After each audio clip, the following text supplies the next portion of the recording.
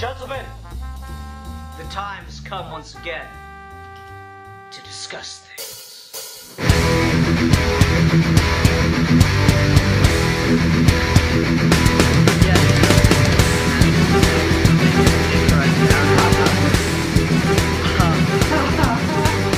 On that note, hey everybody, welcome to another mini-sode of Geeky Gentlemen. With me today is Zazubaar. Hello. We're continuing this mini-series we're doing where we're talking about episodes of Doctor Who, because I've been watching a lot of Doctor Who. I've caught up on all the new stuff. I've seen all the stuff that's on Netflix of the old Doctors, and I've been really enjoying it. And Bill's got a lot of people that have always been trying to, ask him about Doctor Who, but he's never really watched anything except for the episode Blink that we had him watch last week. And this week we did a two-parter. Also by Stephen Moffat, that's really popular from the newest stuff. The Empty Child and the Doctor Dances. Indeed. Bill, very general first impression. I actually liked it better than Blink. Really? I don't know if it was because it was more of what I was expecting, and I know that's going to sound weird. You would expect me to like it less if it was kind of what I was expecting. But what I really expected from Blink was more of the Doctor, and a lot more of the crazy out there sci-fi stuff. And it had that near the end, but for the most part it was an extremely down-to-earth kind of story. And obviously it was great for that. That was one of the things that enhanced the experience for people who aren't familiar with the show.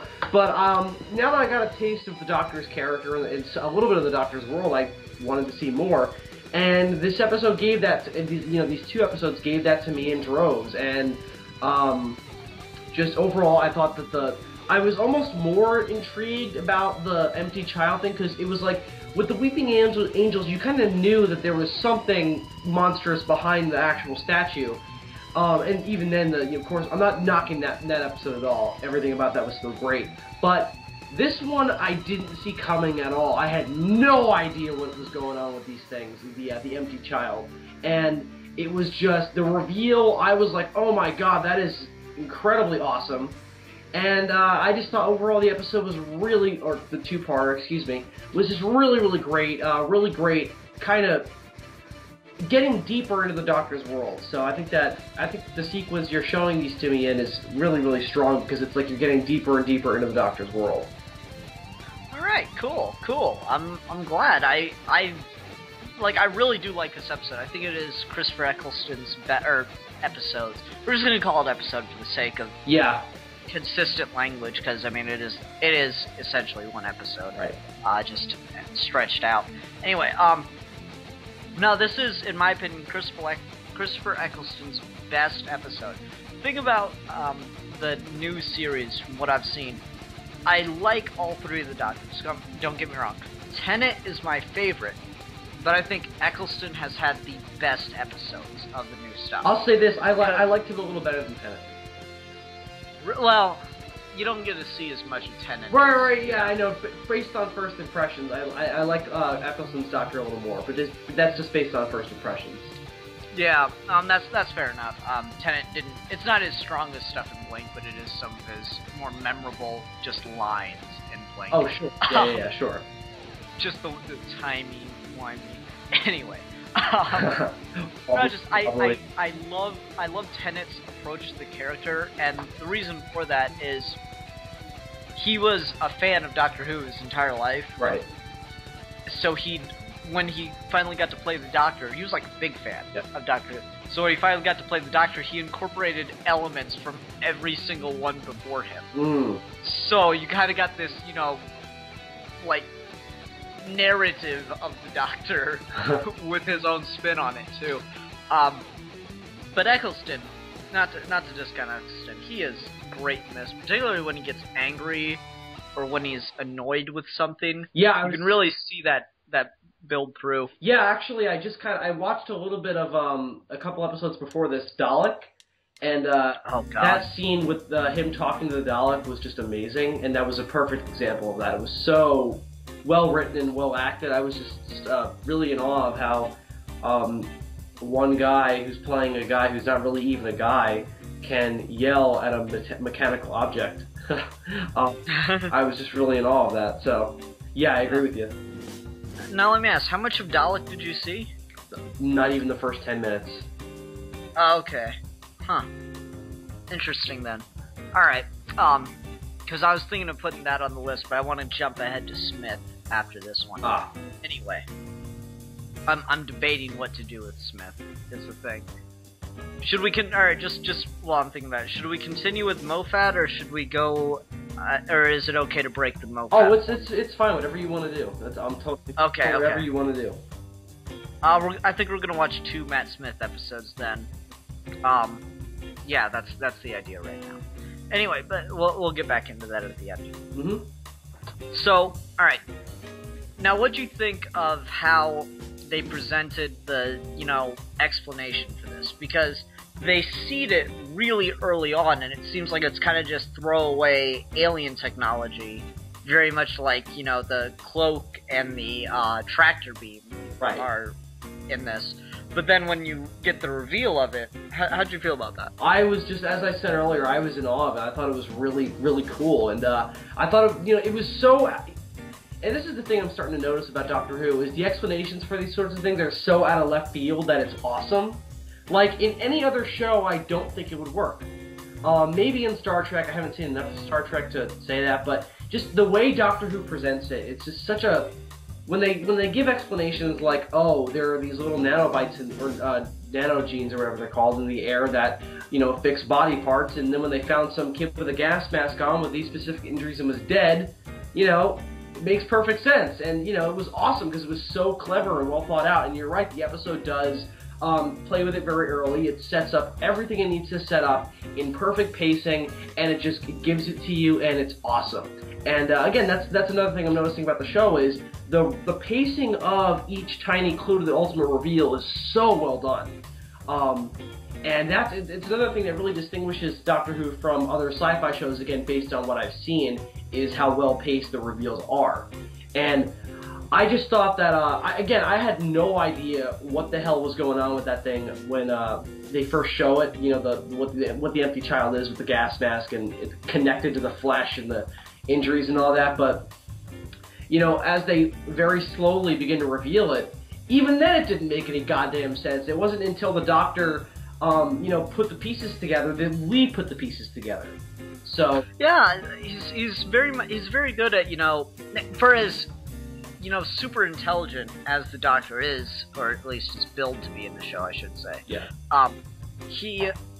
They do a really good job of making the situation so strange that it feels believable that he would say what is going on out loud, even if he doesn't have a companion there all the time. Yeah. It makes it believable that he would say what's going on out loud just to make sure it makes sense. Right, because it's like, the way the show presents it, it's like, again, you're finding it out with the Doctor, and when he finds out something that crazy, or I don't know if it's as crazy to him as it is to us, but it seems logical that you would yell it out loud because it's just so fucking weird that you want to get it out there. So, I feel like that's totally natural. I never question that because, I don't know, we're both Batman fans here, and he does that constantly too, so.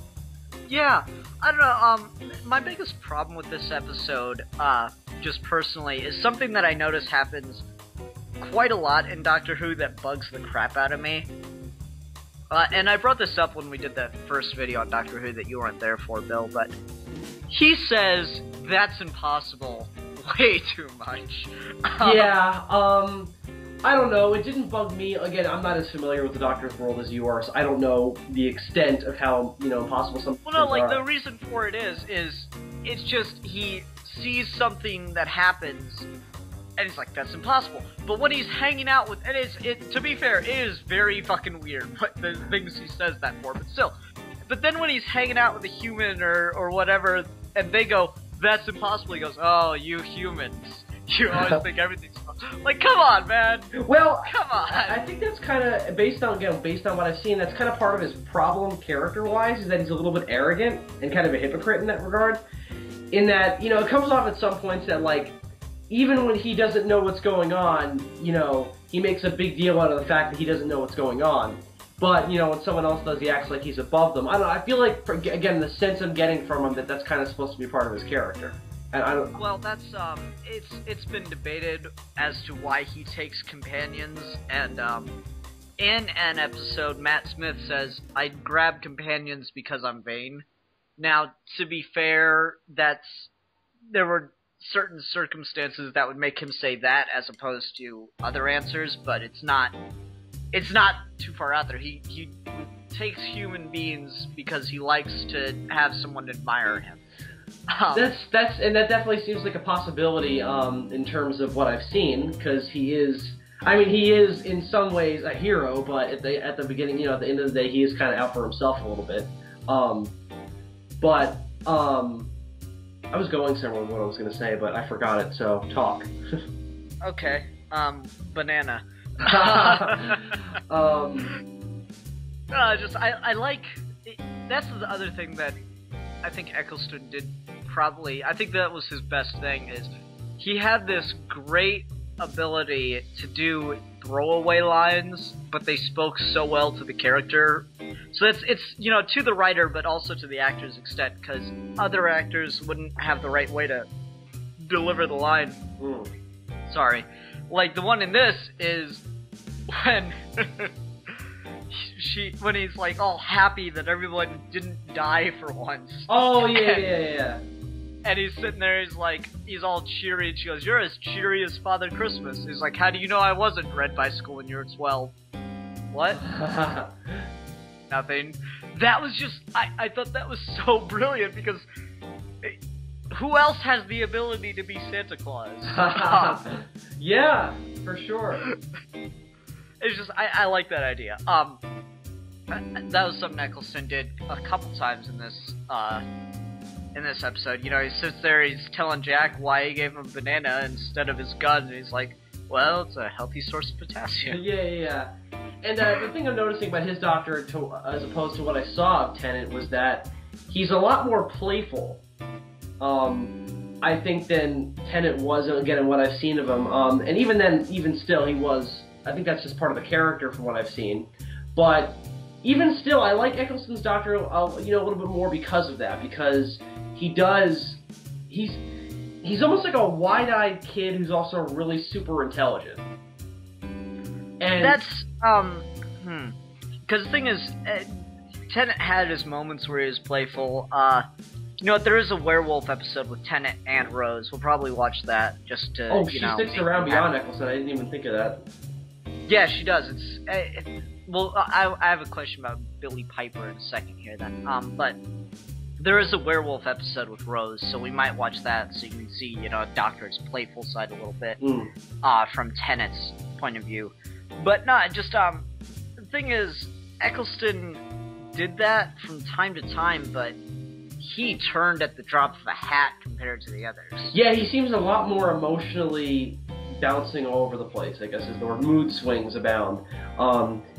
So, I don't know, I almost find that more charming. And more interesting. I can see where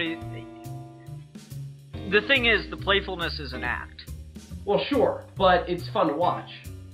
Oh, okay, fair enough. Yeah, the scenes with the kids and stuff is good here. Now, what do you think of Billy Piper, who played Rose? I thought she was fine. I liked her. I don't know if I liked her again from what we saw of her than the other, more or less than the other companion. I'd have to see more of the other one, but she was a little bit, especially in the scenes where like she was, you know, Jack was coming onto her. By the way, I thought that was Tom Cruise at first, because he basically is Tom Cruise. He kind of looks like him. And he sounds like him, and he has the persona of a young Tom Cruise. It's Tom Cruise. Tom Cruise is a time traveler. That would make perfect sense. No. But she comes off as like almost a little bit of a horn dog at points, because I know that she doesn't really understand the full extent of the Doctor's world and how all this stuff works, but she's got a vague idea, and it takes her so long, and it takes Jack to to prompt it, for them to just figure out, hey, let's go get the Doctor, instead of her just like dancing with him for a good 10 minutes, and I was getting ready to yell at the TV, just like, stop dancing with him and go get the Doctor, you freaking horny slut. No, I wasn't saying that. But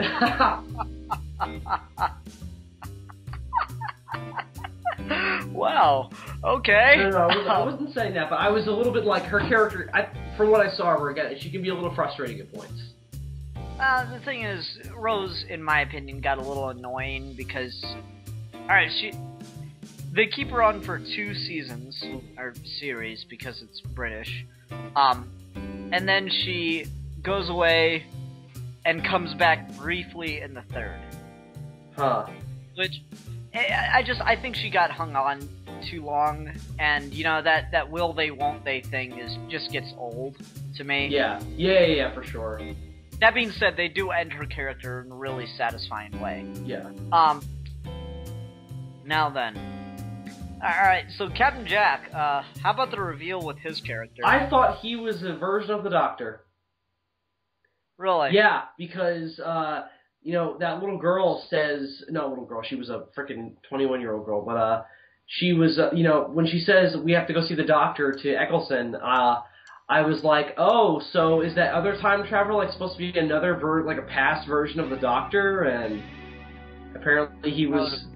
What? I thought that would have. I'm not saying it would have worked better. I don't like what they did, but I thought that would have been almost more satisfying because obviously you're supposed to take that the way they presented it. Let's go see the Doctor, and he's like, huh?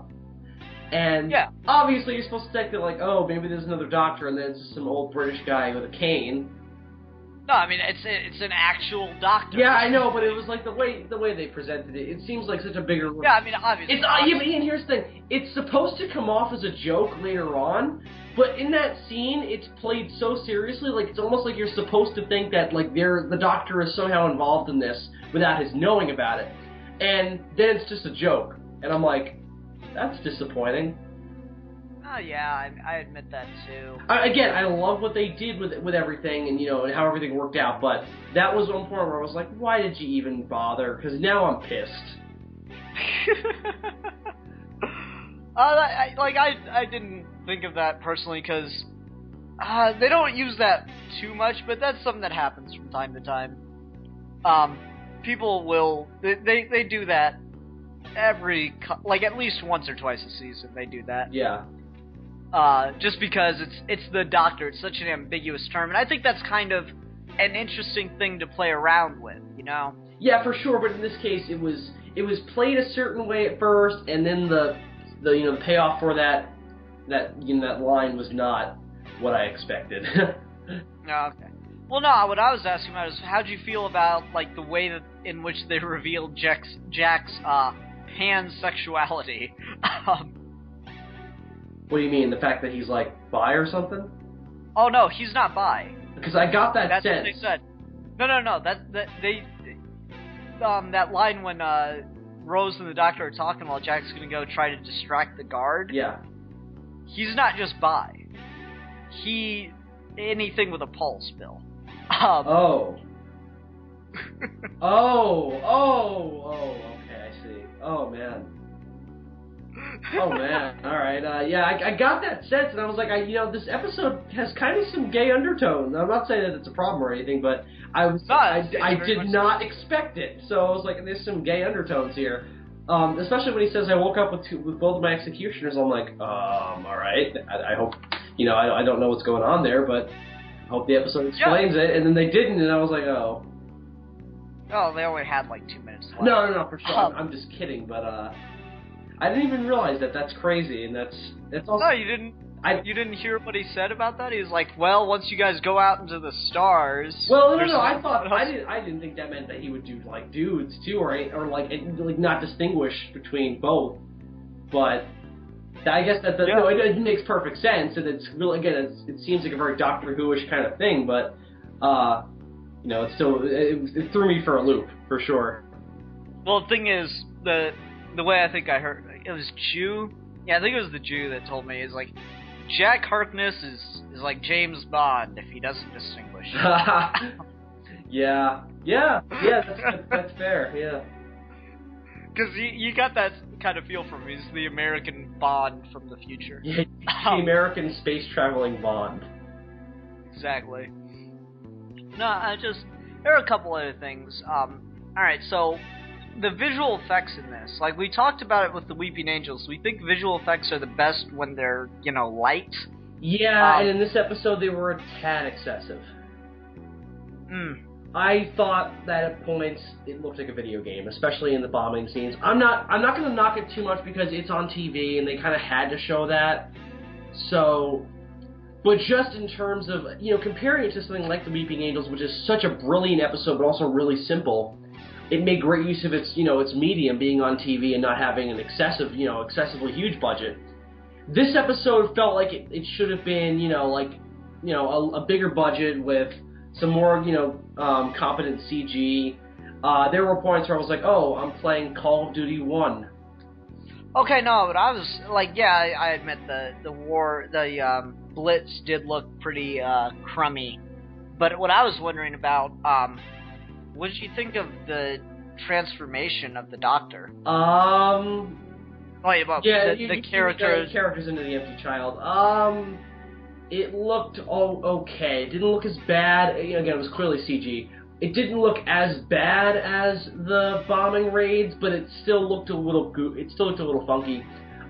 It was cool for TV, CG. I mean, I love the way it morphed like that, but it still looked a little iffy at points, especially when it's coming out of the mouth. See, actually, that's my favorite thing, because that just looks so damn freaky to me. I like the one where the eyes morph into the lenses. Yeah, that was cool. I thought that was probably the best effect on that episode. For sure, especially when you compare it to the bombing raid, but even still, it looked a little funky. Fair enough. But again, I don't want to knock the episode too much for it because it's a TV show and it's back. We're talking a couple years back now, so I don't want to knock it. Yeah, I think this was 2005. Yeah, for sure. I don't want to knock it too much. All right. Well, the one character we didn't discuss very much was the girl Nancy. Yeah.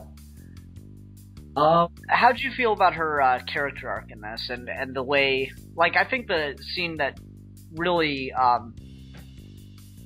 makes her into a three-dimensional character for me is when she's convinced that they're time travelers, but not that there are English people in the future. Yeah, I thought that was really, really well done, and overall, I thought that put an interesting theme to the episode because it was like, here you have this girl who thinks the world's ending, and she thinks that there's not going to be any English people after this because the Germans are going to take over and make everyone German and all that. But it's almost like the future, and even the Doctor says this. I think the Doctor says that the future is in your hands, and it turned the whole thing into this really interesting theme because it's like, the fate of this war is because one nation stood up and said no. If Germany had, if the Blitz had fully, accomplished what the Germans wanted and England had surrendered, then who knows what the world would be like today. But if this one nation stood up and said no, and they're all represented in this little microcosm with the girl Nancy, and in terms of the reveal that Jamie is her son and not her brother, didn't see that coming at all. Really? No, not at all. When I had no idea what the deal was with the mummy thing, or mommy, since people, I don't know if American listeners are going to know that that's the way they say it in England. But I had no idea what that was about, and then when they revealed it, I was like, that makes perfect sense. And I also really like that there's like a historical reason for why it would be a reveal. With 1941 single teenage mom is not going to be a popular notion. Yeah. So it made perfect sense. It was a really clever reveal. That whole scene where the Doctor figures everything out is just amazing. I think that is just, like I said, that's Eccleston's best episode. Just not only story-wise, but as far as his acting goes. Not to diminish the other episodes, but he was just, it was the best epitome for him because not only the story worked, but the actor was able to match it, and it was all resolved. Yeah, it was overall just a really tight piece. Alright, I think that's a pretty good reaction. So, then the question remains, do you want to see more? Dude, I already started watching Dalek, so yeah. Of course I want to see more. Awesome. I figured that would have spoke for itself. Well, no, I've got to check after the end of each episode Okay, just to make sure. I see. All right. We're gonna come back with the very first Matt Smith episode, the 11th hour, because you kind of like. I'd like to go straight to the Neil Gaiman episode, which is actually my favorite episode of the series. Like new stuff, as far as the new stuff goes. The Neil Gaiman episode, The Doctor's Wife, I kind of wanted to go straight to, but because the companions are like at least 10 to 15 minutes of pretty much just them in that episode, we kind of need their backstory, or at least a part of their backstory. So we're going to watch the very first Matt Smith episode, The 11th Hour. That being said, this was when Stephen Moffat actually took over the show. So should be interesting. Indeed. Any final things you want to get out on Empty Child and Dr. Dances though? Awesome. Very awesome stuff. I was very satisfied. Okay. Cool. Thanks for watching this Geeky Gentleman mini episode, guys. We'll be back next time with the 11th hour. And until next time, we're Geeky Gentlemen. We'll be discussing things.